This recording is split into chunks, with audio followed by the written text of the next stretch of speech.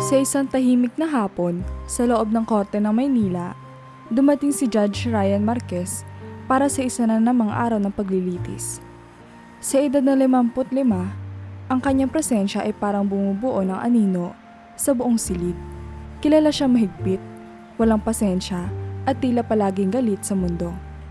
Ang kanyang malalim na mga kunot sa noo ay nagbibigay ng impresyon na matagal na siyang hindi ngumiti. Nagsimula ang pagdinig sa isang kaso tungkol sa pananakit sa isang babae. Habang binabasa ng clerk ang mga detalye ng insidente, tahimik lang si Ryan.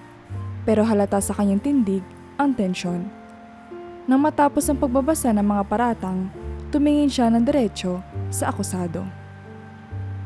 "Anong sagot mo sa mga paratang laban sa'yo?"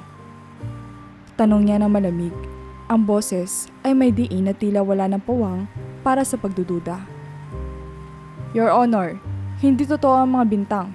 Lahat ito gawa-gawa lamang." Sagot ng akusado na halatang hindi natitinag. Naningkit ang mga mata ni Ryan. "Hindi totoo? May lakas na loob ka pang magsabi ng ganyan? Kahit na may malinaw na ebidensya at mga saksi laban sa'yo?" Ang boses niya ay hindi bumubulyaw, ngunit tagos ang galit. Tahimik ang buong silid hukuman. Walang kumikibo. At tila nahahawa ang lahat sa bigat ng hangin. Ang clerk ay halos hindi makatingin kay Ryan habang iniabot ang mga papeles. Lahat ay alam kung gaano kabigat ang galit ng hukom sa mga kaso may kinalaman sa krimen laban sa mga babae. Pagkatapos ng pagdinig, bumalik si Ryan sa kanyang opisina. Habang naglalakad papunta roon, halatang mabigat ang kanyang hakbang. Sa loob ng kanyang silid, naupo siya sa kanyang mesa. Ngunit imbis na magbukas ng mga papeles, tumitig siya sa pader na matagal. Tahimik, ngunit halata ang labis na iniisip. Sa kanyang mesa ay may isang lumang kwaderno. Hindi ito pangkaraniwang gamit. Ngunit hindi rin niya ito kailanman binuksan sa harap ng iba. Binuksan niya ang isang pahina at sa loob nito nakasulat ang mga linya na pawang mga alaala ng nakaraan. Kailan ba nagsimula lahat ng ito? Bulong niya sa sarili, halos hindi marinig. Tumingin siya sa pader kung saan nakabitin ang ilang plake at sertipiko ng kanyang mga nagawa. Ngunit sa kabila ng mga parangal na iyon, tila wala silang kahulugan. Sa kanyang isipan, bumabalik-balik ang mga eksena ng isang lumang alaala na pilit niyang tinatabunan ngunit paulit-ulit na bumabalik. Habang nakatitig sa kawalan, napansin niya ang isang nakakalat na larawan sa kanyang mesa. Mabilis niya itong dinampot at isinuksok sa drawer. Ngunit sa loob ng ilang segundo na hawak niya ito, bumalik sa kanya ang bigat na isang nakaraang hindi niya maibabahagi sa iba. Ano bang halaga ng lahat ng ito kung sa huli, wala naman ako natira? Muling bulong niya, ang tinig ay puno ng pagkatalo. Ang katahimikan ng opisina ay tila nakikiisa sa kanyang lungkot. Wala siyang pamilya, walang kaibigan at walang sino man na nakakaalam ng mga dahilan ng kanyang galit sa mundo. Ngunit sa mga oras na iyon, sa kabila ng kanyang matigas na anyo, naroon ang isang lalaki na puno ng panghihinayang.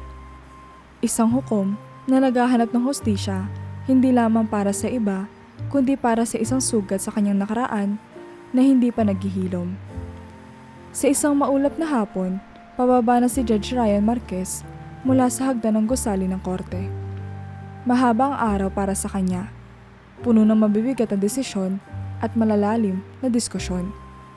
Balak na sana niyang dumiretso sa bahay at magkulong sa kanyang opisina, gaya ng nakagawian. Ngunit habang tinatahak niya ang daan patungo sa kanyang sasakyan, may narinig siyang mahina ngunit malinaw na tinig. Ang iyak ng isang bata. Sa kabila ng kanyang malamig na panlabas na anyo, huminto siya. Tumingin siya sa paligid at natagpuan ang pinagmulan ng tinig. Isang batang babae. Hindi hihigit sa 8 ang edad. Nakaupo sa ilalim ng isang punong kahoy. Hawak nito ang mga tuhod nito habang pilit pinupunasan ang mga luha. Mukha itong takot na takot at ang mga mata nito ay gumagalaw sa bawat direksyon na tila may hinahanap. Napabuntong hininga si Ryan, halatang nag-aalinlangan. Hindi ko dapat pinapakailaman to. Bulong niya sa sarili. Ngunit hindi niya may kakaila na ang tanawin sa harap niya ay may kakaibang hatak sa kanya. Sa huli, dahan-dahan siyang lumapit. Ang mabibigat niyang hakbang ay naging maingat. Bakit ka umiiyak? Tanong niya, diretso at walang paligoy-ligoy. Napatingin ang bata sa kanya, halatang natakot sa kanyang presensya. Ngunit nang makita ang seryosong mukha ng lalaki, tila ba naramdaman nitong hindi siya mapanganib. Naliligaw po ako. Hikbi ng bata, ang boses ay halos pabulong. Hindi ko po mahanap si Mama. Tiningnan ni Ryan ang bata na matagal. Tila sinusuri kung nagsasabi ito ng totoo. Napansin niya ang maruming dulo ng damit nito. Marahil dahil sa pag-upo nito sa lupa. Ang mukha nito ay basa pa rin ng mga luha. At sa kabila ng takot, may bakas na pag-asa sa mga mata nito. Anong pangalan mo? Tanong niya, mas malumanay na ang tono. Alexandra po. Sagot ng bata, halos hindi magtaas ang tingin. Nandito lang po kami kanina ni Mama, pero nawala siya. Napahinga ng malalim si Ryan. Tumayo siya ng tuwid, tumingin sa paligid at saka bumalik ang tingin sa bata. Sa tono ng kanyang boses, tila sinusubukan niya maging mahinahon kahit nasanay siya magsalita ng malamig. Saan ka huling nakita ng mama mo? Itinuro ng bata ang isang bench malapit sa fountain sa gitna ng parke. Diyan po kami nakaupo kanina, pero sabi niya, sandali lang daw siya. Tapos, hindi na siya bumalik. Muli siya napabuntong hininga. Hindi niya alam kung bakit siya nag-aaksaya ng oras sa ganitong sitwasyon. Pero sa kabila ng lahat, hindi niya magawang iwanan ang bata. May kung anong bigat sa pakiramdam niya kapag naiisip niyang pababayaan niya ito. Tara, sabi niya sabay abot ng kamay. Hahanapin natin ang mama mo. Nag-alangan si Alexandra, pero sa huli, hinawakan ng kamay niya. Ang init na maliliit na kamay ng bata ay tila nagbigay sa kanya ng kakaibang pakiramdam. Isang bagay na matagal na niyang hindi naramdaman. Nilibot nila ang parke. Tinatanong ang mga nakapaligid kung may nakakita sa ina ng bata. Sa bawat hakbang, pilit niya iniintindi ang takot sa mukha ng bata. At kahit papaano, nagsusumikap siyang huwag ipakita ang sariling pagkabahala. Pagdating nila sa istasyon ng pulisya, inireport niya ang nawawalang ina ni Alexandra. Habang nakaupo ang bata sa tabi niya, tahimik na humawak ito sa laylayan ng kanyang coat. Salamat po. Mahinang sabi ni Alexandra. Napatingin si Ryan sa bata at bahagyang nag-angat ng kilay. Bakit? Tanong niya. Pilit pinapanatili ang malamig na tono. Salamat po kasi hindi niyo po ko iniwan. Sagot ng bata, tumingin sa kanyang diretso sa mga mata. Saglit siyang natigilan. Hindi niya alam kung paano sasagutin iyon. Kaya tumango na lang siya at muling bumalik sa paghihintay. Ngunit sa loob-loob niya, naroon ng kakaibang pakiramdam. Isang damdaming hindi niya maipaliwanag. Isang init na tila bumabalot sa kanya. Ilang oras na lumipas bago dumating ang ina ni Alexandra. Mabilis itong tumakbo papunta sa bata at niyakap ito na mahigpit. Sa wakas, may ngiti na sa mukha ng bata habang nakayakap sa kanyang ina. Tahimik lang na tumayo si Ryan, naghahanda ng umalis. Ngunit bago siya makalayo, lumingon si Alexandra. Bye-bye po, Judge. Salamat po ulit. Napahinto si Ryan. Minsan lang siyang kinakausap ng ganoon. Bumalik siya sa kanyang sasakyan. Ngunit ang mukha ng batang babae ay nananatili sa kanyang isipan hanggang sa makauwi siya. Sa unang pagkakataon, tila nagkaroon na liwanag sa isang bahagi ng kanyang madilim na mundo. Lumipas na ilang araw matapos ang insidente sa parke at muling bumalik si Judge Ryan sa kanyang karaniwang gawain. Mga araw na puno ng mabibigat na paglilitis at pagbibigay ng desisyon sa korte. Sa kabila ng kanyang mahigpit na panlabas na anyo, sa likod ng kanyang isipan, paulit-ulit na bumabalik ang mukha ng batang si Alexandra. Hindi niya maintindihan kung bakit tila tumatak ito sa kanya. Isa lang naman siyang bata. Madalas niyang sabihin sa sarili. Pilit na itinataboy ang anumang nararamdaman. Isang umaga, habang abala siya sa pag-aayos sa mga papeles sa kanyang opisina, isang mahina ngunit maingat na katok ang narinig niya mula sa pintuan. Hindi niya ito binigyan ng pansin kaagad. Madalas, ang mga clerk at abogado ay kumakatok upang magpaalam o magpaabot ng mga dokumento. Tumango siya na bahagya bilang tanda ng pahintulot sa pagpasok. Nagulat siya na ang unang sumilip sa pintuan ay hindi isang clerk o abogado, kundi si Alexandra. Ang batang babaeng nakilala niya sa parke ay nakangiti. Hawak ang kamay ng kanyang ina na may bitbit na isang basket ng pagkain. Agad na tumayo si Ryan mula sa kanyang upuan. Halatang hindi inasahan ang kanilang pagdating. "Judge, naalala niyo po ako?" Masayang bati ni Alexandra, ang kanyang mga mata ay nagniningning. Napatingin siya sa bata, pagkatapos ay sa ina nito. Sandaling natahimik si Ryan, pero mabilis din niyang inayos ang sarili. "Oo, naalala kita." Sagot niya, malamig pa rin, ngunit may bahid ng pagkabigla. "Pasensya na po kung nag-abala kami," sabi ng ina na Alexandra. "Gusto lang po sana naming magpasalamat sa inyo sa pagtulong niyo sa anak ko noong araw na iyon. Hindi ko po alam kung ano mangyayari kung hindi niyo siya natulungan." Bahagya nagkipit balikat si Ryan. Pilit niya ay pinapakitang wala lang iyon sa kanya. "Ginawa ko lang po ang dapat gawin." Ngunit bago pa niya sila maitaboy, mabilis na inabot ni Alexandra ang basket sa kanya. "Ito po, niluto po ni Mama yan para sa inyo. Favorite po namin ito. Baka magustuhan niyo rin." Tiningnan ni Ryan ang basket na puno ng mga simpleng lutong bahay. Tinolang manok, ilang prutas at pandesal. Tahimik niya itong kinuha, pero halatang hindi niya alam kung paano tatanggapin ang gesture. "Hindi na kailangan ito," sabi niya, ngunit hindi rin maitatanggi ang bahagyang pagkalambot ng kanyang tono. "Gusto lang po talaga namin magpasalamat," sabi ng ina ni Alexandra sa bayoko bilang respeto. "Alam ko pong naabala namin kayo, pero hindi po namin makakalimutan ang ginawa niyo para sa anak ko." Tahimik lang si Ryan, pilit na hinahanap ang tamang sasabihin. Sa halip, tumingin siya kay Alexandra na nakangiti pa rin sa kanya.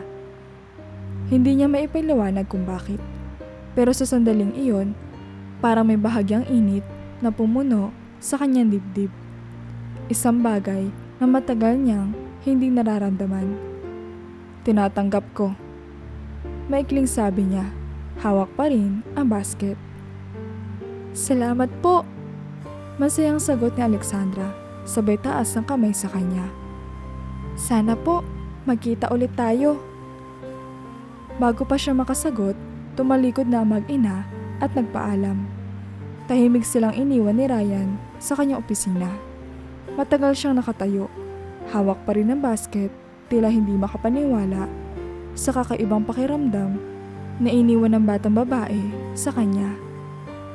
Nang muli siyang naupo, inilapag niya ang basket sa kanyang mesa at tiningnan ito ng matagal. Hindi niya maipaliwanag kung bakit, pero ang simpleng gestong iyon ay nag-iwan ng marka sa kanya. Sa unang pagkakataon, naramdaman niya may nakapansin sa kanya, hindi bilang hukom, kundi bilang isang tao. At sa kabila ng kanyang mahigpit na personalidad, hindi niya maitatanggi na may kakaibang ginhawang na idulot ang munting presensya ni Alexandra. Habang abala siyang bumalik sa kanyang mga dokumento, ang basket ay nanatili sa kanyang mesa. Parang isang paalala na kahit sa gitna ng malamig na mundo ng hustisya, may mga bagay pa rin kaya magbigay ng liwanag at init sa kanyang buhay. Makalipas ang ilang linggo mula nang muling makita ni Judge Ryan sa Alexandra at ang ina nito, bumalik siya sa kanyang pangkaraniwang ritmo ng buhay. Subalit, sa kabila ng kanyang pagsusumikap na maging abala, hindi maalis sa kanyang isipan ang presensya ng bata. Sa bawat katahimikan ng kanyang opisina o habang binabasa ang mahahabang dokumento, paminsan-minsan ay naaalala niya ang maliit na boses ni Alexandra at ang masigla nitong ngiti. Isang hapon, habang pauwi siya mula sa korte, napadaan siya muli sa parke kung saan niya unang nakita ang bata. Hindi niya balak magtagal, ngunit hindi niya mapigilan ang sarili na magmasid sa paligid. At doon, sa parehong puno kung saan niya unang nakita si Alexandra, naroon ulit ang bata. Nakaupo ito sa damuhan, hawak ang isang notebook at abala sa pagguhit. Hindi niya alam kung bakit, pero huminto siya at tumayo sa malapit.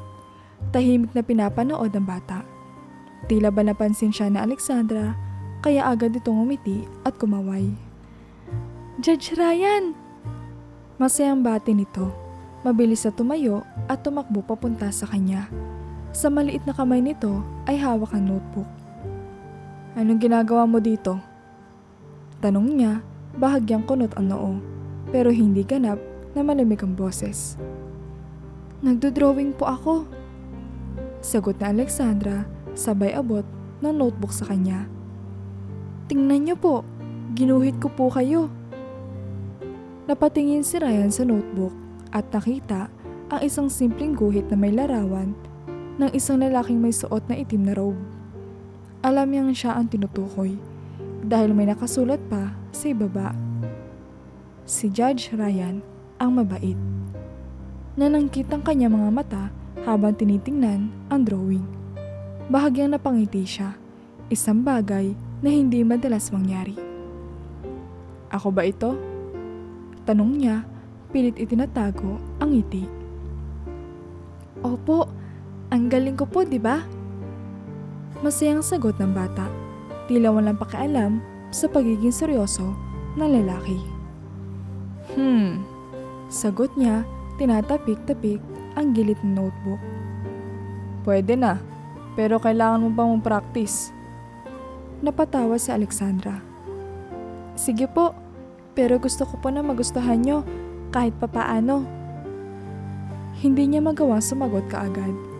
Sa halip, tumingin siya sa bata. May kung anong kakaiba kay Alexandra. Isang liwanag na tila tumatagos sa makapal na pader na matagal na nang itanayo sa kanyang puso.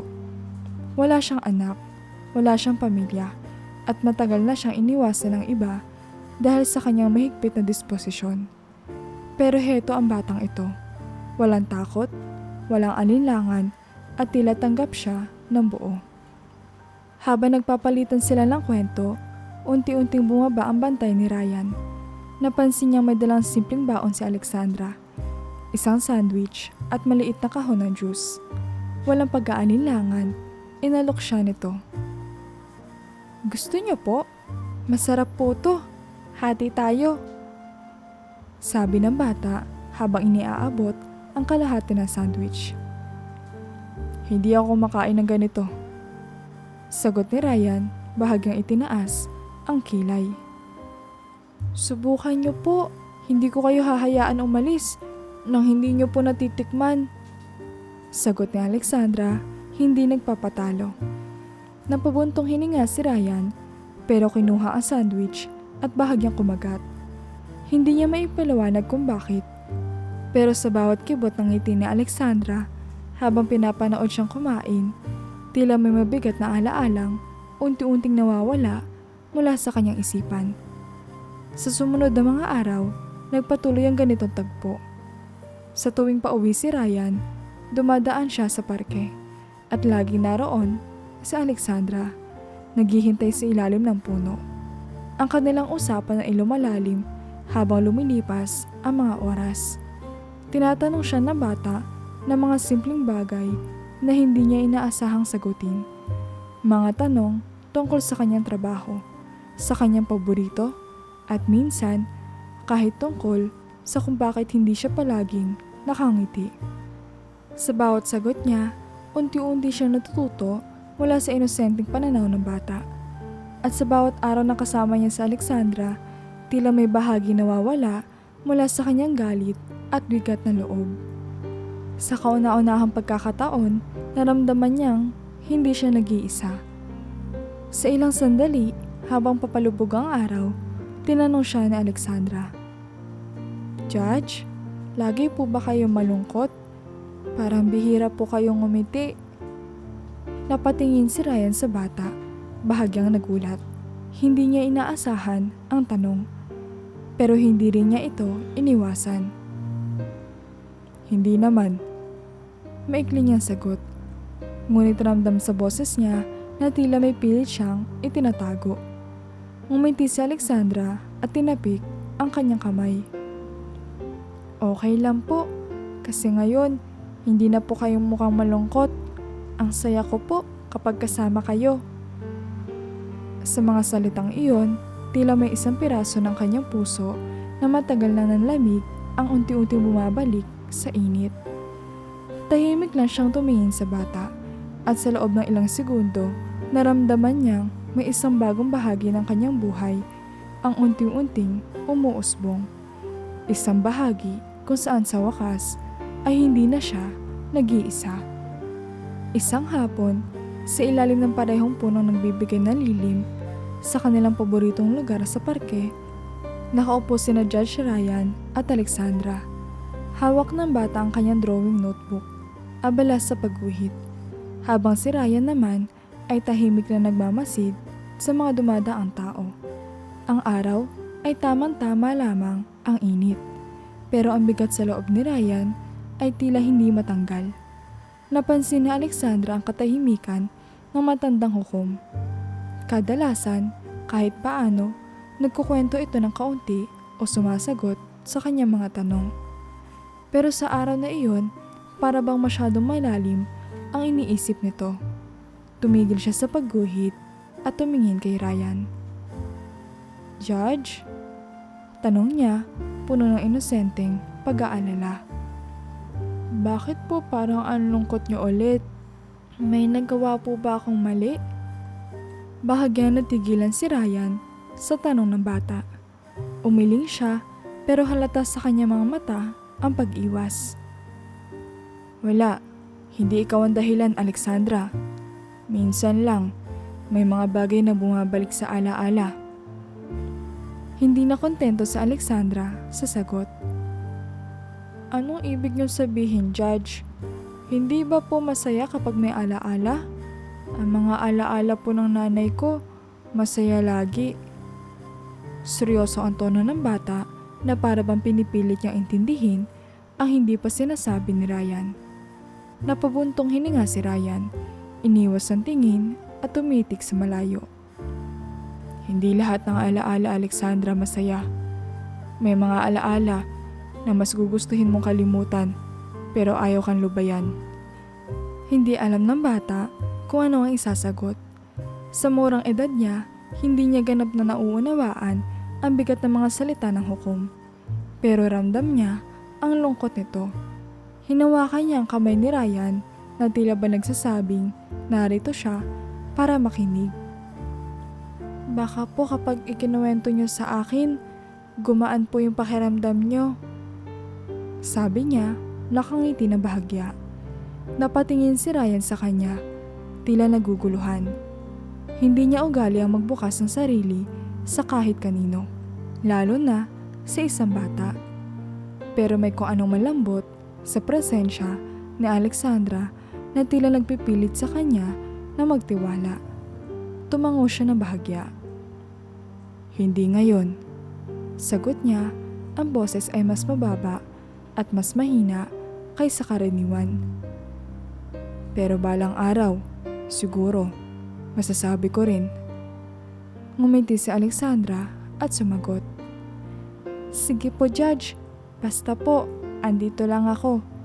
Hihintayin ko po yung kwento nyo. Habang bumalik si Alexandra sa pagguhit, tumingin si Ryan sa langit. Tila kinakausap ang hangin. Para sa unang pagkakataon, naramdaman niyang baka nga tama ang bata. Baka sa pamamagitan ng pagsasalaysay ng kanyang nakaraan, kahit sa isang musmos, ay gumaan ang bigat na matagal ng kinikimkim sa kanyang puso. Sa kanilang muling pagkikita sa parke, napansin ni Alexandra na mas tahimik pa rin si Ryan kaysa dati. Habang abala siya sa pagguhit sa kanyang notebook, madalas siyang sumusulyap sa hukom na tila malalim ang iniisip. Hindi na niya mapigilang magtanong. Judge, kanina ko pa po napapansin. Parang ang lungkot niyo ulit. Ani Alexandra, inilapag ang lapis sa tabi. Ayaw niyo po bang magkwento sa akin? Napatingin si Ryan sa bata, bahagyang nagulat sa tanong. Tumahimik siya saglit. Hinahagilap ang tamang sagot. Sa huli, umiling siya na bahagya. Hindi naman sa ayaw, Alexandra.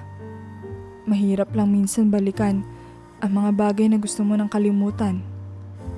Nanatiling nakatitig si Alexandra sa kanya. Tila hinihintay ang paliwanag. Napabuntong hininga si Ryan. Bakit ba ang hirap tumanggi sa batang to? Tanong niya sa sarili. Sa kabila ng kanyang pag-aalinlangan, naramdaman niya ang matinding pangangailangan na ipaliwanag kahit papaano. May mga tanong ka na mas mabuting hindi sagutin. Ani Ryan, ngunit naramdaman niya ang tila pagkadismaya sa mata ng bata. Agad niyang itinama ang tono. Hindi dahil ayaw kong magkwento, pero dahil baka hindi mo maintindihan o baka masaktan ka lang. Bakit naman po ako masasaktan, Judge? Tugon ni Alexandra, ang muka ay puno ng inosenteng pag-aalala. Hindi po ba mas masakit kung itatago niyo na lang sa loob ng puso niyo? Napatitig si Ryan sa bata na mangha sa lalim ng salitang iyon mula sa isang napakamurang edad. Tumigil siya sandali, binaba ang mga kamay at bahagyang yumuko, parang tinitimbang ang sariling damdamin. Siguro, dapat mo na malaman. Ani Ryan sa wakas, ngunit may halong kaba ang boses. Pero hindi ko alam kung paano ito ikukwento sa iyo na hindi ka matatakot o maaawa. Hindi nagpatinag si Alexandra. Hinawakan niya ang kamay ni Ryan at ngumiti. Isang simpleng kilos, ngunit tila nagbigay ng lakas ng loob sa hukom. Hindi po ako matatakot, Judge. Mas gusto ko pong malaman kung bakit kayo malungkot para po matulungan ko kayo.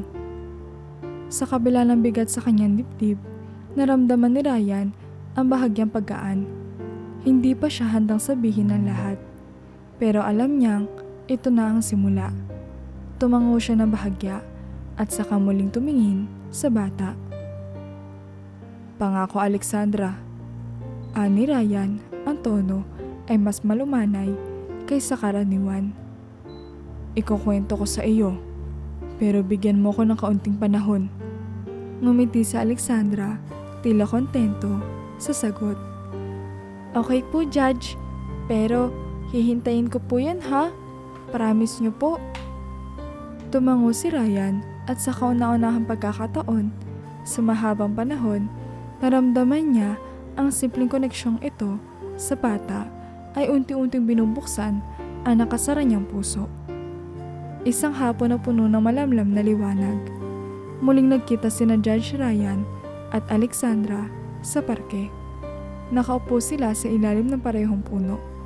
Ngunit sa pagkakataong ito, may kakaibang katahimikan na namamagitan sa kanila.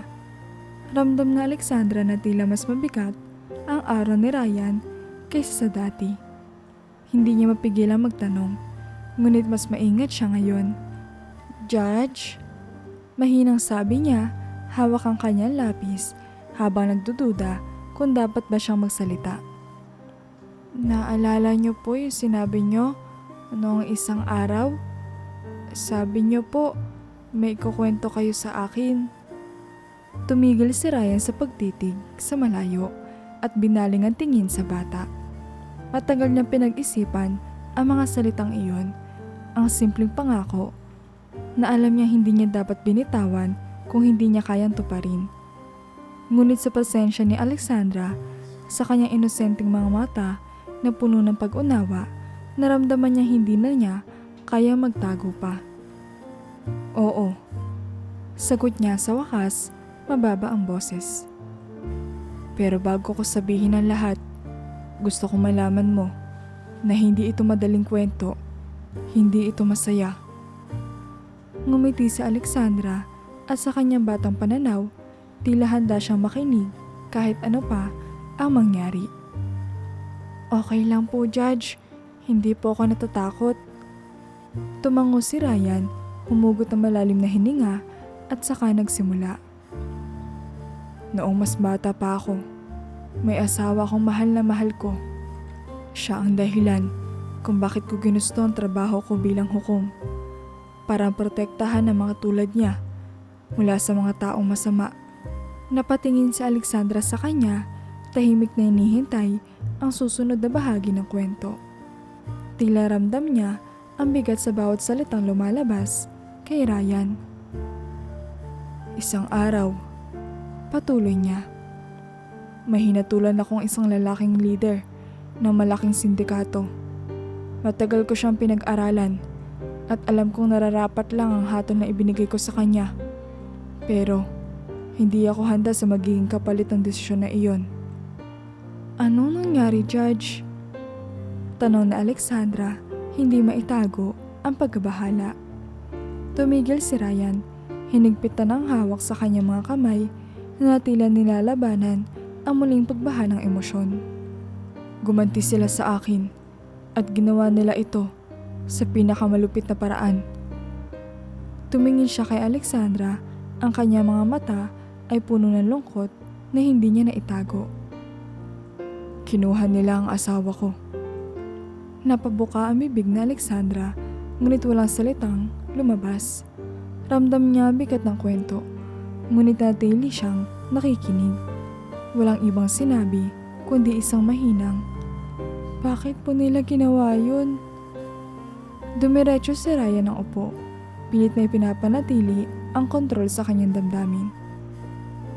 Dahil gusto nila akong saktan, sa paraang hindi ko kayang labanan. Hindi nila ako pinatay, pero ginawa nila ang lahat para kunin sa akin ang dahilan kung bakit ako nabubuhay. Nasaan na po siya ngayon? Tanong ni Alexandra, mas mahina na ang boses. Napapikit si Ryan at saka bahagyang niyuko ang ulo. Hindi ko na siya nakita. Sabi ng mga pulis, sinunog nila ang katawan niya.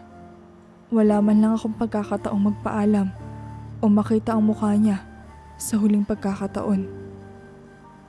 Tahimik si Alexandra, ramdam ang sakit na bumabalot kay Ryan. Sa murang edad niya, hindi pa niya ganap na naiintindihan ang lalim ng pagkawala. Ngunit alam niyang ito ang dahilan kung bakit tila naging bato ang puso ni Ryan. Simula noon, patuloy ni Ryan, ang tinig niya ay halos pabulong. Nawala na ang lahat ng halaga sa buhay ko. Ginawa ko ang trabaho ko bilang hukom, pero hindi na para sa akin. Wala na akong ibang ginawa kundi magparusa, magbigay ng hustisya para sa iba. Pero hindi ko iyon maibigay para sa sarili ko. Hinawakan ni Alexandra ang kamay ni Ryan, tulad ng ginawa niya noong una silang nag-usap tungkol sa malulungkot na bagay. Judge, hindi niyo po kasalanan. Mahina niyang sabi, ngunit puno ng tiwala. Ginawa niyo lang po ang tama. Napatingin si Ryan sa bata at sa unang pagkakataon, naramdaman niyang hindi siya hinuhusgahan. Wala siyang naramdamang awa mula kay Alexandra, kundi isang malalim na pag-unawa na kahit ang isang bata ay kayang ibigay. Salamat, Alexandra. Mahinang sabi ni Ryan at sa mga sandaling iyon, tila nabawasan ang bigat na matagal niyang pasan. Sa kauna-unahang pagkakataon, sa mahabang panahon, naramdaman niyang hindi na siya nag-iisa sa kanyang sakit. Sa kanilang muling pagkikita, naramdaman ni Alexandra na mas bukas na si Judge Ryan na pag-usapan ang kanyang nakaraan.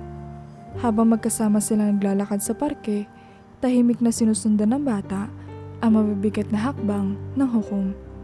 Ramdam niya ang bigat na bawat salita nito, ngunit alam niyang hindi pa tapos ang kwento. Judge? Mahina niyang sambit. Tinitingala ang matanda. Bakit po nila ginawa yun? Bakit po nila sinaktan ang asawa niyo? Huminto si Ryan, saglit at tumingin sa langit, na tila pilit nilulunok ang sakit na bumabalik. Dahil gusto nilang patunayan na wala akong magagawa laban sa kanila. Gusto nilang ipakita na kahit ano pang kapangyarihan meron ako bilang hukom, wala akong magagawa para protektahan ang mahal ko. Tahimik na nakinig sa Alexandra, ang mga mata niya ay puno ng awa, ngunit walang takot. Alam niyang masakit ang pinagdaanan ni Ryan, ngunit sa kabila ng lahat, ramdam niyang kailangan nitong maibahagi ang bigat sa dibdib nito. Yung gabing kinuha nila siya. Patuloy ni Ryan, ang boses niya ay mababa at puno ng lungkot. Umuwi ako at nakita ko magulo ang bahay namin. May mga bakas ng dugo, mga gamit na natumba. Agad akong tumawag sa pulis. Pero sa loob-loob ko, alam kong huli na ang lahat. Napabuntong hininga siya, pilit na pinipigilan ang namumuong emosyon. Sabi ng mga pulis, sinunog nila ang katawan niya. Sobrang brutal. Wala man lang iniwan para sa akin. Kahit abo, wala. Parang gusto nilang burahin ang lahat ng bakas niya sa mundo. Nanatili si Alexandra sa tabi ni Ryan, hawak ang laylayan ng kanyang coat. Hindi po ba sila nahuli, Judge? Yung mga taong gumawa nun? Huminga ng malalim si Ryan bago sumagot. May ilan sa kanilang nahuli, pero hindi lahat. At kahit pa mahuli sila, hindi na nila maibabalik ang asawa ko. Walang halaga ang hustisya para sa akin noon. Naramdaman ko kung gaano kalupit ang mundo. Pero bakit po kayo naging hukom ulit kung nasaktan po kayo ng ganyan? Tanong ng bata, puno ng inosenteng pag-aalala. Dahil alam kong may mga tao pa rin nangangailangan ng hustisya. Sagot niya, ang boses niya ay mas matatag na ngayon. Gusto kong siguraduhin na wala nang iba pang makakaranas ng ganitong klaseng sakit. Pero sa kabila ng lahat, hindi na ako naging masaya sa ginagawa ko. Ginawa ko lang ang trabaho dahil alam kong dapat. Tahimik lang sa Alexandra, ngunit mahigpit niya hinawakan ang kamay ni Ryan. Judge, kahit po masakit, siguro po masaya yung asawa niyo kasi pinili niyo pa rin pong maging mabuti. Natigilan si Ryan. Ang simpleng salita ng bata ay tila tumagos sa kanyang puso. Matagal na niyang hindi naisip iyon, na baka sa kabila ng kanyang galit at sakit, may bahagi pa rin ng kanyang puso na naniniwala sa kabutihan. Salamat, Alexandra. Mahinang sabi niya. Ang isang tulad mo, nagbibigay ng dahilan para muling maniwala. Sa mga sandaling iyon, naramdaman ni Ryan ang bahagyang paggaan ng bigat sa kanyang puso. Kahit papaano, ang presensya ni Alexandra ay tila unti-unting nagbibigay liwanag sa madilim niyang mundo. Judge, simula ng bata habang hinahawakan ang kanyang notebook. Bakit po kayo nagalit sa mundo? Sabi niyo po, parang wala nang halaga ang ibang bagay. Pero bakit po ganun? Matagal na hindi sumagot si Ryan. Tinitigan niya ang bata Saka dahan-dahang inihilig ang likod sa bangko. Tila pinapakinggan ng sarili habang iniisip ang tamang sagot. Alam mo, Alexandra, ani Ryan, mabagal ngunit matatag ang boses. Kapag nawalan ka ng mahal mo sa buhay, lalo na kung kinuha sila ng napakasakit at napakabilis, parang nawawala ang buong mundo mo. Hindi lang galit ang nararamdaman mo. Parang hindi mo na rin kayang magtiwala kahit kanino. Tahimik na nakinig si Alexandra. Hawak ang kanyang notebook habang tumitingin ng diretso sa mukha ng hukom. Kaya po ba palaging galit ang itsura nyo? Tanong niya, inosenteng sinusubukang intindihin. Napangiti si Ryan na bahagya, ngunit puno ito ng pait. Siguro nga, kapag nasanay ka ng magtago sa galit, parang nagiging parte na ito ng pagkatao mo. Pakiramdam ko noon, mas madaling magalit kaysa magpakita ng kahinaan.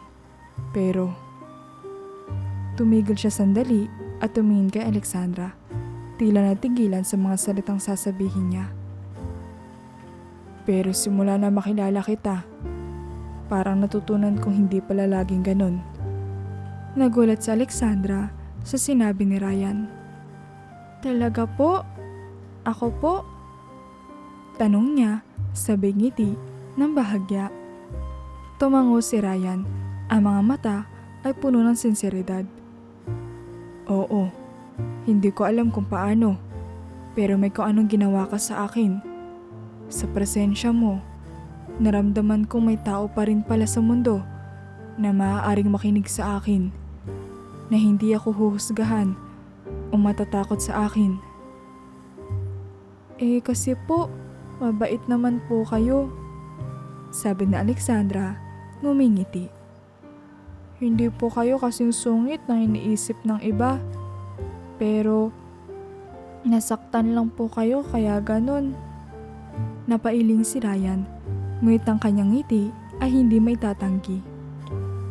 Mabait ha? Hindi ko na narinig yan sa loob ng maraming taon. Mabait po talaga kayo, giit ng bata. Kaya nga po gusto ko kayong maging kaibigan. Napangiti si Ryan, ngunit may bahagyang kirot na kasama. Alexandra, hindi ko alam kung anong nakita mo sa akin. Pero salamat, hindi mo alam kung gaano kalaki ang naitulong mo sa akin. Hinawakan ni Alexandra ang kanyang kamay at ngumiti. Walang anuman po, Judge. Basta po, huwag niyo masyadong iisipin ang lungkot. Andito lang po ako. Sa mga sandaling iyon, ramdam ni Ryan ang kakaibang init sa kanyang dibdib. Ang matigas na pader na itinayo niya sa kanyang puso ay tila unti-unting nawawala. Para bang unti-unti siya natutong magtiwala ulit. Hindi lang sa mundo, kundi pati na rin sa sarili niyang kakayahang magbigay ng pagmamahal at tumanggap ng pagmamalasakit. Sa unang pagkakataon, naramdaman niyang hindi na siya nag-iisa. Ang courtroom ay puno ng katahimikan habang inaayos si Judge Ryan ang kanyang robe at naupo sa mataas na upuan. Isa itong araw na katulad ng iba. Isang kaso ng paggamit ng bawal na gamot ang kanyang lilitisin. Sanay na siya sa mga ganitong uri ng kaso. Ang mga nasasakdal na pilit nagdadahilan. Ang mga abogado na sinisikap mabawasan ng hatol. At ang mga madalas ay nawala na ng pag-asa sa harap ng batas. Clerk, tawagin ang susunod na kaso. Utos niya na walang emosyon tulad ng dati. Tawagin ang akusado, Jamie de la Cruz. Ani ng clerk. Tumaas ang kanyang kilay. Pamilyar ang pangalan. Ngunit hindi niya agad binigyan ng malalim na kahulugan. Tumayo ang isang payat at tila mahina ng babae mula sa gilid ng courtroom. Nakaposa sa mga kamay at dinala ng 2 pulis sa harap ng hukuman. Nang marahan nitong itinaas ang ulo upang harapin ang korte, para bang biglang tumigil ang mundo ni Ryan. Ang babaeng nakatayo sa harap niya ay si Jamie. Hindi siya maaaring magkamali. Ang hugis ng kanyang muka, ang kanyang mga mata, kahit pa ito'y namumula at tila malungkot na malungkot, ay hindi maitatanggi. Ito ang muka ng babaeng pinakamamahal niya, ang babaeng iniisip niyang pinatay 10 taon na nakalilipas. Halos hindi siya makapagsalita. Kinalabutan siya mula ulo hanggang paa. "Your Honor?" Tanong ng prosecutor, napansin ang tahimik na reaksyon ni Ryan. "Tuloy po ba tayo?" Hindi sumagot si Ryan. Tinitigan niya ang babae. Pilit hinahanap ang anumang palatandaan na mali ang nakikita niya. Ngunit hindi siya maaaring magkamali. Si Jamie ito. Ngunit tila ibang tao. Payat na payat ito, ang mga matay walang sigla at parang wala nang pakialam sa mundo. Jamie de la Cruz. Sambit ng clerk habang binabasa ang kaso. Inakusahan ng paggamit ng bawal na gamot. Naaresto noong nakaraang linggo sa isang abandonadong gusali sa Tondo. Napasinghap si Ryan, ngunit agad na itinago ang kanyang reaksyon. Pinilit niyang magpaka-proporsyonal, ngunit ang kanyang mga kamay ay bahagyang nanginginig habang inaayos ang papeles sa harapan niya. "Akusado, anong masasabi mo sa mga paratang laban sa iyo?" Tanong niya, pilit pinatatatag ang boses. Nag-angat ng tingin si Jamie, ngunit wala ni bahagyang pagkilala sa kanyang muka. Ang boses nito ay mahina, halos isang bulong. "Wala akong kasalanan." "Anong pangalan mo?" Tanong ulit ni Ryan, ang boses ay may bahagyang panginginig. "Jamie." Sagot ng babae, walang emosyon. "Jamie de la Cruz." "Jamie." Ulit ni Ryan, halos hindi makapaniwala sa naririnig. Tumigil siya, pilit kinakalma ang sarili. "May asawa ka ba?" Tanong niya na parang hindi napigilan ang sarili. Umiling si Jamie, bahagyang nagtataka sa tanong. "Wala." Maikli niyang sagot. Halos mabitawan ni Ryan ang hawak niyang panulat. Ang bigat ng sitwasyong ito ay parang sumabog sa loob ng courtroom. Kahit na walang ibang nakakapansin, maliban sa kanya. Nagpanggap siyang kalmado, ngunit sa loob-loob niya, ang kanyang puso ay parang pinipiga. "Ilipat ang nasasakdal sa kustodiya ng rehab facility habang naghihintay ng karagdagang investigasyon." Utos niya, pilit pinipigil ang emosyon. Dismissed. Pagkatapos ng session, mabilis na pumasok si Ryan sa kanyang opisina at inilak ang pinto. Malalim siyang huminga, ngunit hindi maialis ang pagginig ng kanyang mga kamay. Kinuha niya lumang litrato ng kanyang asawa mula sa drawer ng kanyang mesa at inihambing ito sa imaheng sariwa sa kanyang isipan. "Jamie." Bulong niya habang tumutulo ang kanyang luha. "Bakit? Paano ito nangyari?" Hindi siya mapakali. Kailangan niya malaman ang katotohanan. Sa kabila ng kirot, isang bagay ang malinaw.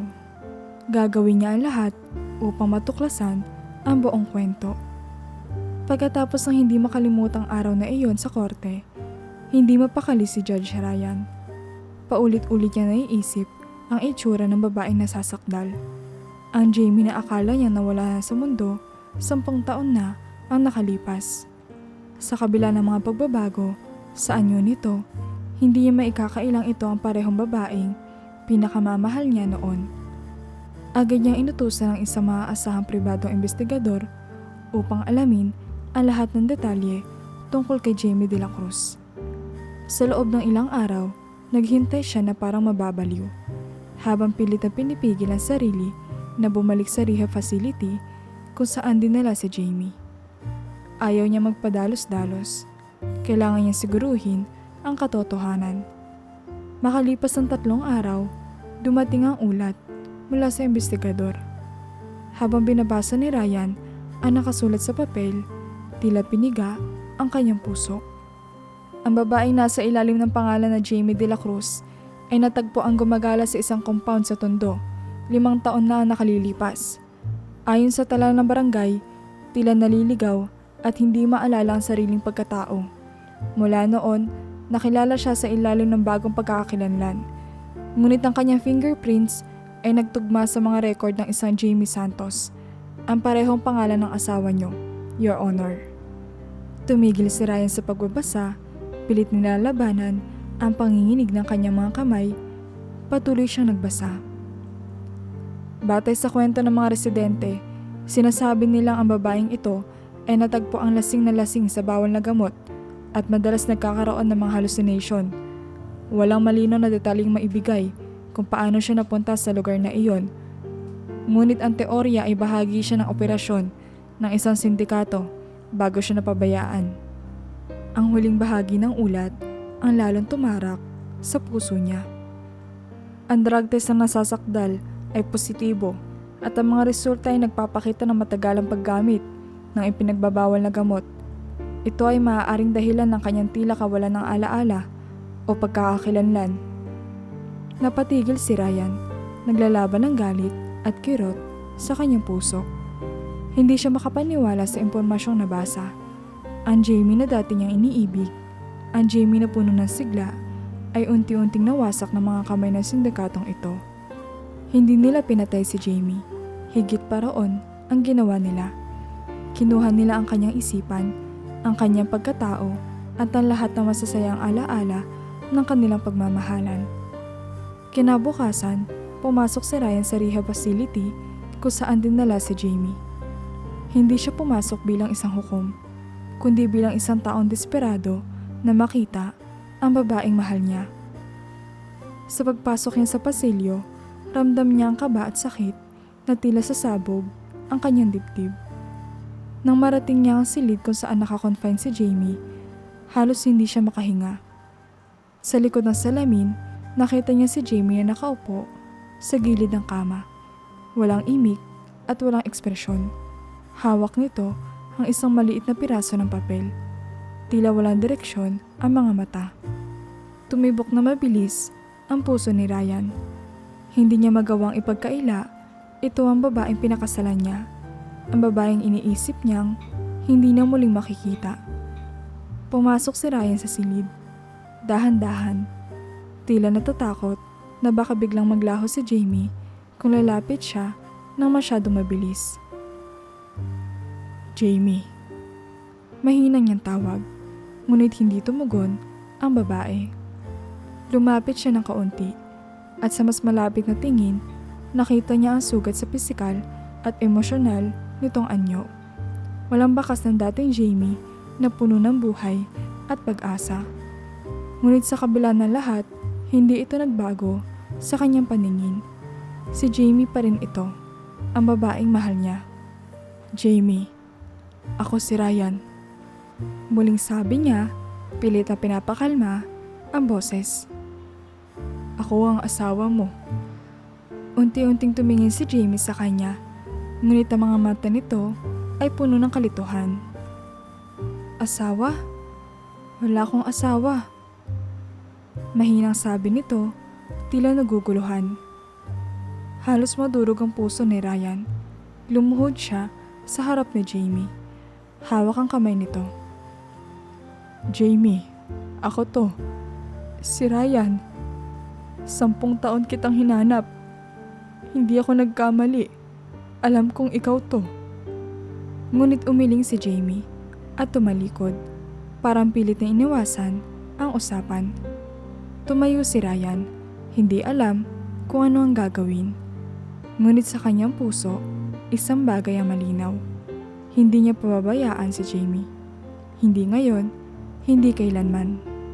Sa kanyang isipan, isa lang ang nasa puso niya. Gagawin ko ang lahat upang maibalik ang kahit anong bahagi na dati mong sarili. Hindi ako susuko. Sa mga araw na sumunod, halos hindi makatulog si Ryan. Ang isip niya ay paulit-ulit na bumabalik sa larawan ni Jamie, ang babaeng mahal niya. Ngunit ngayon ay malayo na sa dating anyo at pagkatao. Hindi siya mapakali hanggat hindi niya nalalaman ang buong katotohanan. Pinag-utos niya ang mas masinsinang investigasyon sa nakaraan ni Jamie habang patuloy siyang dumadalaw sa rehab facility, kahit na tila hindi siya nakikilala nito. Isang umaga, dumating ang pribadong investigador na inatasan niya. Dala nito ang mas detalyado at masakit na kwento ng pinagdaanan ni Jamie. "Your Honor," sabi ng investigador, inilapag ang makapal na folder sa mesa ni Ryan. "Narito po ang buong ulat, pero babalaan ko po kayo, masakit po ang laman nito." Tumango si Ryan na natiling tahimik ngunit matatag. Binuksan niya ang folder at habang binabasa ang mga detalye, tila pinupunit ang puso niya sa bawat pahina. 4 na araw pagkatapos dukutin ng inyong asawa, ibinenta siya sa isa pang grupo ng mga kriminal sa halagang 100,000 piso. Ang grupong iyon ay kilala sa operasyon ng paggawa at paglalako ng mga bawal na gamot. Ayon sa mga saksi, isa sa mga leader ng grupong iyon ang nagustuhan ng inyong asawa. Ginamit siya bilang personal na alipin.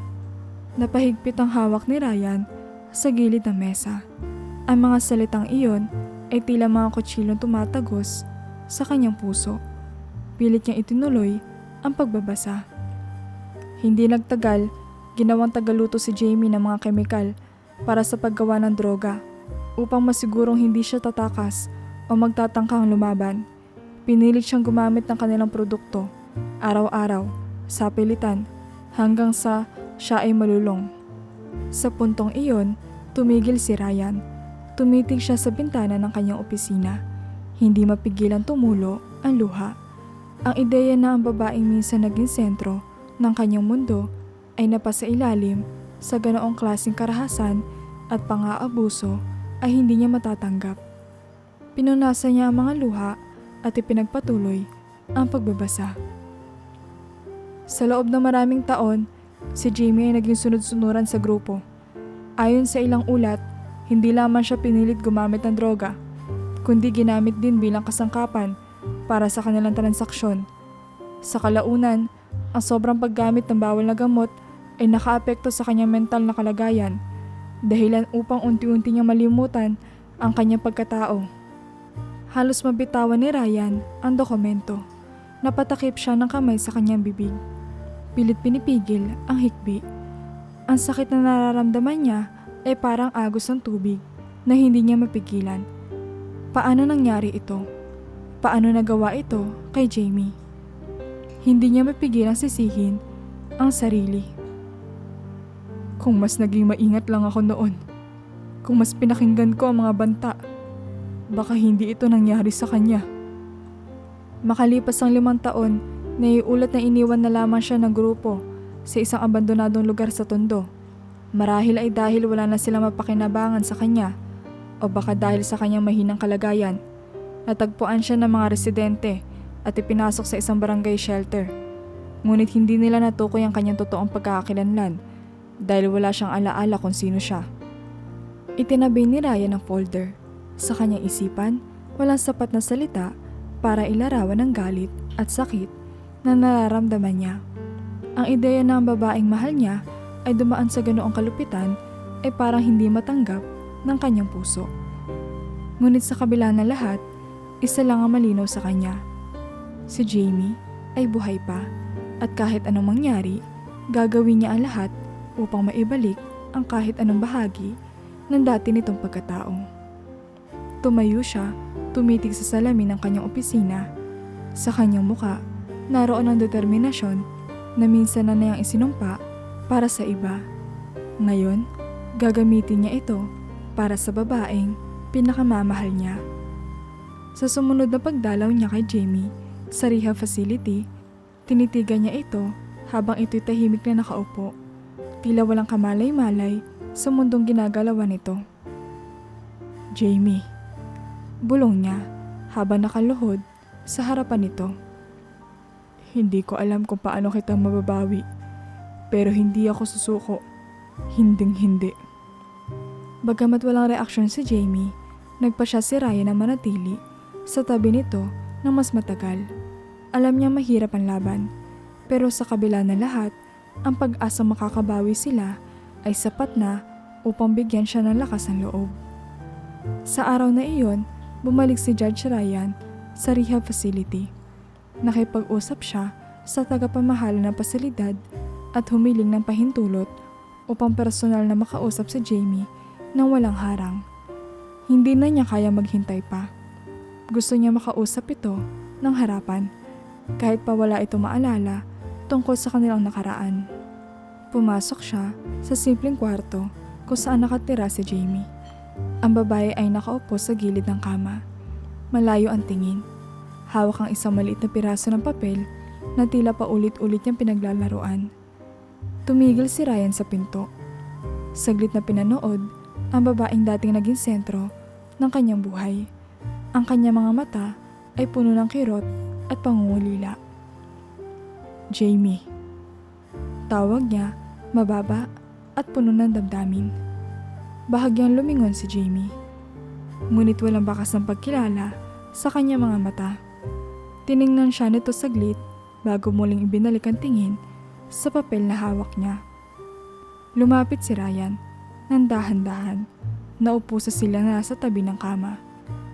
Jamie, ulit niya na mas malapit na ngayon. Ako si Ryan.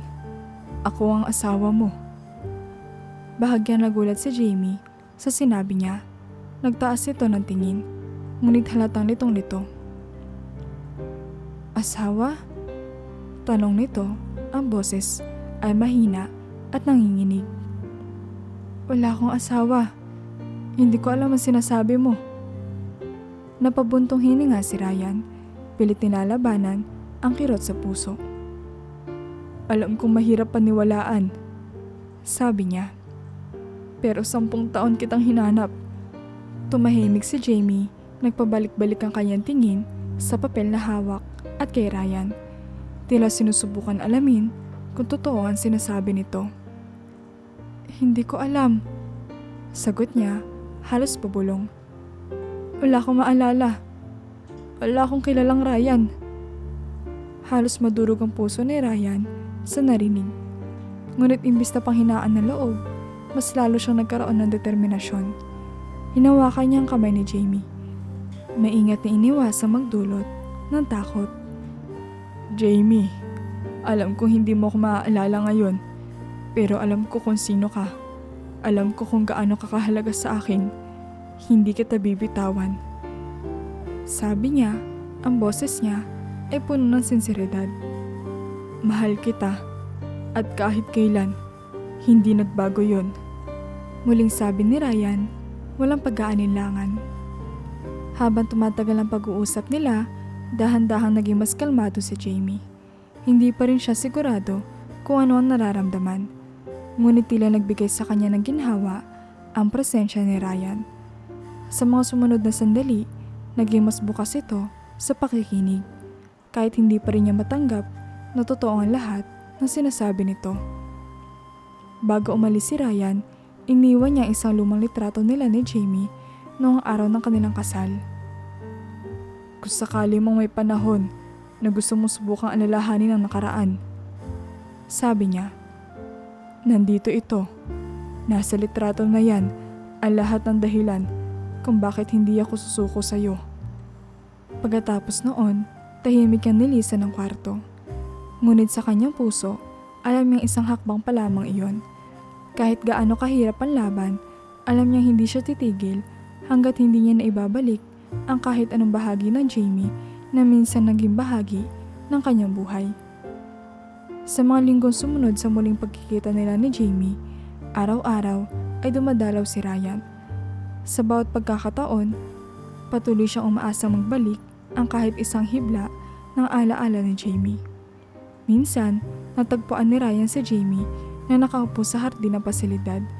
Pinagmamasdan ang mga halaman. May hawak itong litrato nila noong araw ng kanilang kasal, ang parehong litrato na iniwan niya sa araw ng pagbisita niya. Lumapit si Ryan, puno ng kaba at kaunting pag-asa. Jamie.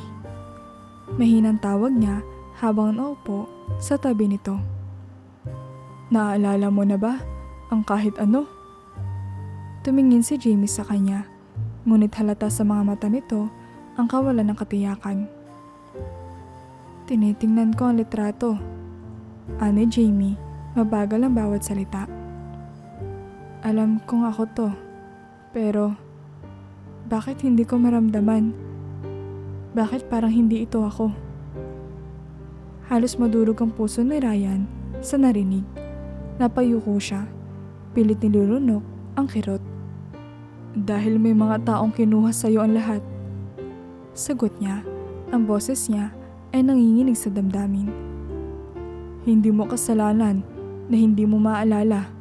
Ang mahalaga, nandito ka pa at kahit paanong mangyari, hindi ako susuko sa iyo. Napabuntong hininga si Jamie at muling tumingin sa litrato. Hindi ko maintindihan kung bakit ka nananatili. Hindi mo ba ako napapansin? Hindi na ako yung babaeng nasa litrato na to. Ngunit tumitig si Ryan sa kanya. Ang kanyang mga mata ay puno ng determinasyon. Ikaw pa rin yan, Jamie. Sabi niya, ang boses niya ay matatag. Kahit anong sabihin mo, ikaw pa rin yan. At kahit anong mangyari, ikaw pa rin ang mahal ko. Hindi naging madali ang proseso ng rehabilitasyon, Jamie. Dumaan siya sa matitinding withdrawal symptoms mula sa epekto ng bawal na gamot. Minsan, naging agresibo siya. Tinutulak palayo si Ryan. Sinasabihan itong huwag nang bumalik. Ngunit hindi natinag si Ryan. Sa kabila ng hirap, nanatili siya sa tabi nito. Hinahayaan nito ilabas ang lahat ng galit at sakit. Sa kanyang puso, alam niya ang Jamie na mahal niya ay naroon pa rin kahit gaano kalalim ang sugat. Habang si Ryan ay patuloy na lumalaban para kay Jamie, si Alexandra naman ay tahimik na nasa tabi niya. Sa murang edad nito, naiintindihan niya ang kanyang presensya ay isang mahalagang sandigan para kay Ryan. Minsan, nang pauwi sila mula sa rehab, tinanong siya ng bata. Judge, hindi po ba kayo napapagod? Parang ang hirap po ng ginagawa niyo. Ngumiti si Ryan, bagamat pagod at halata ang lungkot sa kanyang mga mata. Napapagod ako, Alexandra. Sagot niya. Pero hindi ako titigil. Hindi ko siya kayang sukuan. Alam kong kaya pa niyang bumalik. Habang lumilipas sa mga araw, unti-unting naging mas kalmado si Jamie. Minsan, sa gitna ng tahimik na pag-uusap nila ni Ryan, napansin itong bahagyang nagbabago ang kilos ni Jamie. Isang uri ng lambing na tila nagpapakita na may natitira pa sa dati nitong sarili. Sa mga sandaling iyon, naramdaman ni Ryan na bagamat mahirap at puno ng pagsubok ang kanilang laban, ang pag-ibig niya kay Jamie ay mas malakas pa rin kaysa sa lahat ng galit at sakit na pinagdaanan niya. Ang kanyang puso, sa kabila ng lahat, ay hindi nawalan ng pag-asa. Pagkalipas ng 1 taon na walang sawang rehabilitasyon at therapy, unti-unting nagkaroon ng progreso si Jamie. Mula sa pagiging tahimik at laging naguguluhan, naging mas maayos ang kanyang kilos at mas malinaw ang kanyang pag-iisip. Ngunit sa kabila ng lahat ng pagsisikap, hindi pa rin bumabalik ang lahat ng kanyang alaala. Sa araw na iyon, dinala ni Ryan si Alexandra sa rehab facility upang muling bisitahin si Jamie. May dala silang mga bulaklak at paboritong pagkain ni Jamie noong araw na magkasama pa sila. Tahimik na naglalakad si Ryan habang hawak ang kamay ni Alexandra, na gaya ng dati ay masiglang tumutulong sa kanya.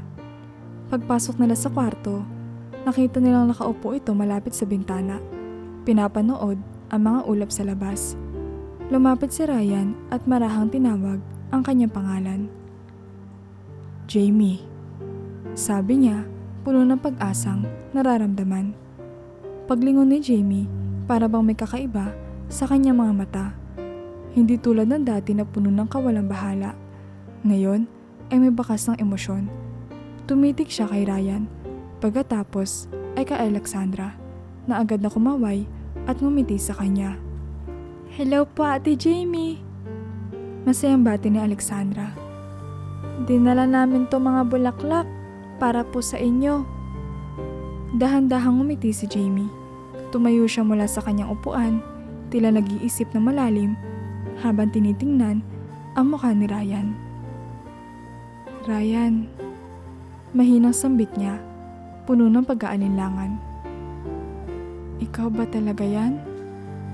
Nanlaki ang mga mata ni Ryan, tumibok na mabilis ang kanyang puso. Ako ito, Jamie. Sagot niya, hindi maipaliwanag ang saya sa kanyang boses. Ako si Ryan. Asawa mo. Napalapit si Jamie, hawak pa rin ang bulaklak na inabot ni Alexandra. Naalala ko, sabi niya, bahagyang nanginginig ang tinig. Naalala ko ang mukha mo, ang boses mo, pero hindi lahat malinaw.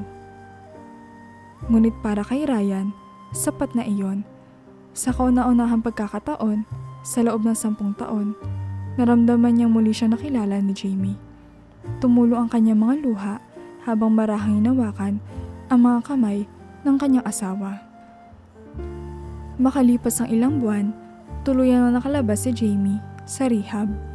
Bagamat hindi pa rin bumalik ang lahat ng alaala niya, naging mas matatag siya sa tulong ni Ryan at Alexandra. Bumalik sila sa simpleng buhay na puno ng pagmamalasakit sa isa't isa. Naging mas malapit si Jamie kay Alexandra na itinuring na rin niyang parang sariling anak. Isang araw, habang naglalakad silang tatlo sa parke, tinanong ni Alexandra si Jamie. Ate Jamie, naalala niyo na po ba ang lahat? Ngumiti si Jamie at tumingin kay Ryan. Hindi pa rin lahat, pero sapat na ang nararamdaman ko. Alam kong mahal ko ang asawa ko. At alam kong may dahilan kung bakit andito pa ako. Niyakap ni Ryan si Jamie at sabay nilang hinawakan ang kamay ni Alexandra. Sa pagkakataong iyon, alam nilang kahit anong unos ang dumaan sa kanila, nagawa nilang bumangon muli. Ang kanilang kwento ay puno ng sakit. Ngunit sa huli, nanalo pa rin ang pagmamahalan, pag-asa at pagpapatawad.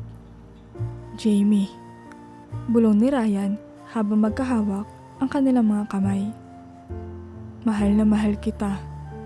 At sa wakas, magkasama na ulit tayo.